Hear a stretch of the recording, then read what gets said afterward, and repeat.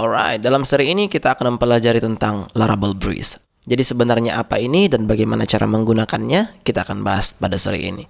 Namun yang jelasnya jika Anda tidak tahu bahwa ini baru saja dirilis. Jika kita lihat untuk komitnya masih 7 jam yang lalu atau masih diupdate 6 jam yang lalu. Dan ini sebenarnya alternatif ketika misalnya Anda tidak ingin menggunakan yang namanya Jetstream. Kenapa ini diciptakan? Hanya karena banyak keluhan ya tentang Jetstream. Banyak yang menyangka bahwa ini seperti hantu. Kenapa seperti hantu? Ya karena ya controllernya tadi mana, ya ada lagi Livewire namanya dan orang itu tidak familiar dengan Livewire. Bagaimana cara menggunakannya dan semua bingung. Oleh karena itu, maka dikeluarkanlah Laravel Breeze. Nah, mungkin Anda masih bertanya di sini, apa perbedaannya dengan Laravel UI? Sebenarnya perbedaannya tidak terlalu signifikan, cuman Breeze ini dibawa dengan style Tailwind CSS. Nah, kemudian kalau Anda menggunakan UI, dia masih Bootstrap. Nah, kemudian ketika misalnya Anda menggunakan Breeze ini tidak ada scaffolding package, seperti misalnya Vue, React, dan lain-lain. Tidak ada scaffolding package-nya. Dia hanya ship dengan Tailwind CSS dan ready to go. Kemudian mungkin Anda masih bertanya, jadi bagaimana cara membuat dropdown dan sebagainya? Oke, karena di sini dia modelnya itu kan kita login, terus setelah login ada dropdown menu. Nah, mungkin Anda masih bertanya kenapa dropdown itu bisa terjadi. Dia menggunakan yang namanya Alpine.js. That's it, tidak ada yang lain. Dan itu pun menggunakan CDN, bukan dari aset di compile terus jalan gitu. Dia menggunakan cuman CDN. Nah, kemudian mungkin Anda penasaran bagaimana cara menggunakannya. Oh, ini sangat simpel sekali, sama seperti ketika Anda menggunakan UI ataupun Jetstream lah, di mana package Laravel ya seperti itulah kira-kira. Require dulu pakai Composer, baru diinstal dia setelah masuk ke package vendornya. Nah, sekarang mungkin Anda masih penasaran, mari kita lakukan instalasi dulu. Yang paling pertama kita lakukan seperti biasa, kita akan install Laravelnya. Laravel new Breeze. Kita akan manggil namanya Breeze aja dulu. Kita tunggu sampai selesai, ini tidak akan lama. Setelah instalasi selesai, saya akan cd into Breeze dan kita akan install package Breeze-nya. Composer, require, Laravel, Breeze. Dan kita akan masukkan flag dep di sini untuk biar supaya masuk ke dep dependency. Kita enter, tunggu sampai selesai. Jika sudah, sekarang tugas kita adalah membukanya di text editor maupun di browser kita. Saya akan membukanya dengan VS Code. Kemudian saya akan menjalankannya dengan Artisan Development Server, Artisan Serve, atau PHP Artisan ketika misalnya tidak menggunakan alias seperti Artisan seperti saya. Saya enter, maka seperti biasa dia akan memberikan kita calls 8000. Kita enter, dan sekarang kira-kira seperti inilah yang pertama Anda lihat ketika Anda melakukan instalasi Laravel. Namun di mana Breeze-nya? Seperti jika kita lihat tadinya di dokumentasi, kita tidak cukup hanya merequire melalui Composer. Kita juga harus menginstalnya. Sekarang coba Anda lihat dulu pada terminal Anda kembali, buka new tab, atau Anda bisa bukanya di text editor Anda jika Anda mempunyai terminal di text editornya. Saya akan buat di sini Artisan. Dan jika kita lihat di atas ada keyword baru yang namanya Breeze ya. Sebelumnya ini tidak ada, tapi dia ada ketika misalnya kita sudah menginstal Laravel Breeze tersebut. Install Breeze controller dan resource. So, ini yang kita lakukan, yang kita inginkan. Kita copy dan kita lakukan di sini. Kita enter. Nah, jika Anda lihat scaffolding install successful, dan sekarang kita disuruh untuk melakukan npm install and npm run dep. Sebenarnya guna npm install and npm run dep ini apa? Nah, ini tentunya untuk stylenya. Jika kita lihat pada resources CSS, di sini ada app CSS dan dia Anda lihat di sini menggunakan Tailwind CSS. Dia menggunakan post import untuk menginclude Tailwind-nya. Dan jika kita lihat pada webpack.make.js, di sini sudah jelas bahwa dia menggunakan post CSS. Jadi tidak ada Sass di sini.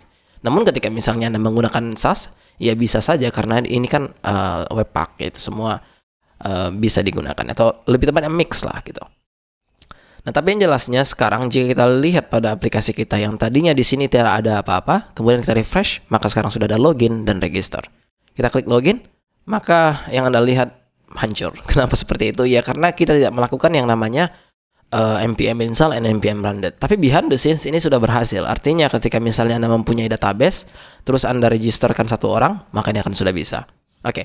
Tapi sebelum itu coba dulu kita install dulu dependensi untuk package-nya biar supaya cantik lah. npm run dep. Kita tunggu sampai selesai, ini tidak akan lama kok.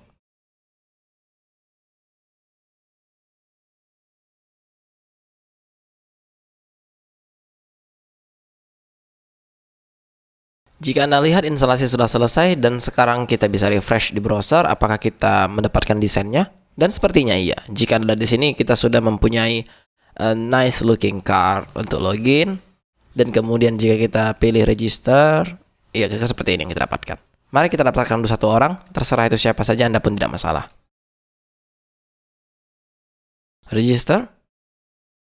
Dan sekarang jika Anda di sini unknown database breeze, artinya sekarang ketika misalnya Anda menginstal Laravel dengan nama folder misalnya entah itu Parsinta, entah itu breeze, entah itu apa, maka dia akan langsung membuatkan di .env file ini, itu adalah nama database-nya.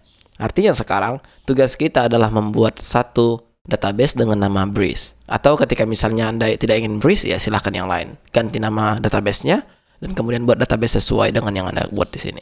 Oke, saya akan buka terminal saya dan langsung aja akan membuat MySQL uroot dan saya akan buat sini create database breeze.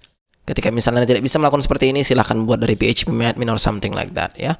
Dan sekarang jika saya migrate atau PHP artisan migrate ya, sama saja itu, hanya karena saya mempunyai alias saya bisa melakukan PHP artisan migrate seperti itu saja. Kita enter. Maka jika ada di sini user and password sudah dimasukkan ke dalam database dan termasuk file job juga. Oke, sekarang kita refresh di browser, tapi jangan di refresh ya. Kita refresh secara apa aja, karena kalau di refresh dengan Ctrl R dia akan langsung continue nanti. Tidak Anda lihat nanti proses behind the scenes. Kita akan buat sini irsyad lagi. Nah, sekarang register. Maka sekarang Anda sudah bisa melakukan login dan register dengan menggunakan breeze. Saya log out, saya login, dan saya akan masuk dengan yang sudah saya daftarkan, login. Maka sekarang sudah bisa. Dan ini sangat responsif jika Anda tidak tahu. Saya inspect elemennya dan langsung saya akan pilih mobile di sini, maka dia akan kecil seperti ini. Dan coba kita pilih dulu untuk ya, iPhone 6 ya, biar lebih besar, dan ini coba ganti menjadi 100%. Dan sekarang ini coba saya pindahkan ke kanan biar supaya Anda melihat responsifnya. Ini bisa diklik ya by the way. Nah, itu dia. Responsif lah bisa dibilang. Oke, kemudian bagaimana kerjanya gitu. Nah, ini sangat simple sekali karena jika kita lihat pada root web.php, di sini ada root. Ini untuk welcome, ini untuk dashboard yang Anda lihat sekarang. Nah, ini ada juga out. Nah, out ini dari mana? Itu dari sini. Nah, jadi sudah jelas sekarang di sini bahwasanya ketika misalnya Anda ingin menggunakan atau memodifikasi semua dari mereka, Anda bisa tinggal lihat pada controllernya di mana. Kira-kira seperti itu. Seperti misalnya reset password, di mana dia? Di new password controller. Itu yang ada biasanya ketika misalnya kita lihat pada app HTTP controller, ada out, ada new password controller yang ada di sini. Kira-kira ini untuk reset passwordnya. Jadi sekarang tidak seperti hantu lagi. Anda bisa melihat apa sebenarnya yang terjadi behind the scenes, ya kan? Validasi dan sebagainya. Oke, itu untuk penglihatan di controller. Bagaimana dengan komponennya? Nah, jika kita lihat pada resources, view, di sini ada layer. Di sini ada app.php, yang mana itu menampilkan yang ini. Ya kan? Nah, kenapa seperti itu saya bilang? Jika misalnya ini tidak ada, maka sekarang Anda tidak akan melihat dashboard ini. Kita refresh, ya, Anda tidak akan bisa melihatnya. Namun sekarang ketika misalnya saya uncomment, kita refresh, maka sekarang inilah dia. Nah, bagaimana seandainya kita mempunyai satu page lagi? Coba dulu Anda pergi ke root web.php yang ada di sini tadi. Kemudian ini coba dulu kita rubah menjadi view dan kita akan membuat di sini coba dulu welcome dan kita akan buat satu lagi dengan about dan di sini kita buat about dan harusnya kita akan membuat satu view di sini atau satu file dengan nama about.php. Tidak ada salahnya jika kita copy semua dari dashboard, kita paste di about dan di sini kita ganti menjadi about. Dan di sini coba kita buat keterangannya about page.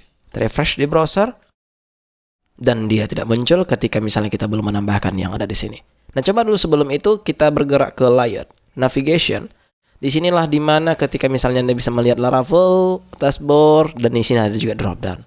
Oke, sekarang jika kita lihat pada dashboard, bisa scroll ke bawah ada dashboard di sini. Ya, nah, tapi jangan keliru ya. Kenapa seperti itu? Ada dua menu dashboard di sini. Yang pertama itu jika kita lihat coba dashboard kita cari. Nah, di sini ada juga dashboard. Nah, jadi gunanya apa yang di bawah sini tadi sehingga Anda lihat ada juga dashboard? Jadi yang tampil di sini atau yang dari sini yang di komen ini kan responsive navigation menu. Ini terjadi atau ini dibaca ketika misalnya kita berada di navigation untuk mobile. Jika misalnya saya command shift I untuk menampilkan developer tool-nya lagi, nah inilah dia dashboard itu. Seandainya saya ganti di sini, dashboard saya ganti misalnya kata tambah S-nya, refresh, maka yang berganti adalah yang ini saja. Namun jika kita refresh di desktop, maka dia tidak akan lagi ada S-nya. Ya kan? Karena ini hanya untuk mobile, yang satu lagi untuk desktop. Kira-kira seperti itu. Dan sekarang coba dulu kita copy nav link ini, kita paste di sini dan kita ganti menjadi about, dan ini menjadi about, dan nice-nya kita diberikan di sini untuk request root is dashboard. Artinya ketika misalnya dia sama dengan yang diharapkannya, maka dia aktif. Nah, kemudian saya buat di sini about, kita refresh di browser. Di sini katanya root about is not defined. Coba dulu kita pergi ke web.php, kita buat di sini name is about. Ya, refresh. Sekarang kita klik about ini, maka dia sudah aktif dan inilah dia about dan ini about page. Oke, kira-kira seperti itu saja reviewnya. Di video berikutnya kita akan melihat apa yang bisa kita lakukan lagi selain daripada yang kita sudah lakukan. See you soon.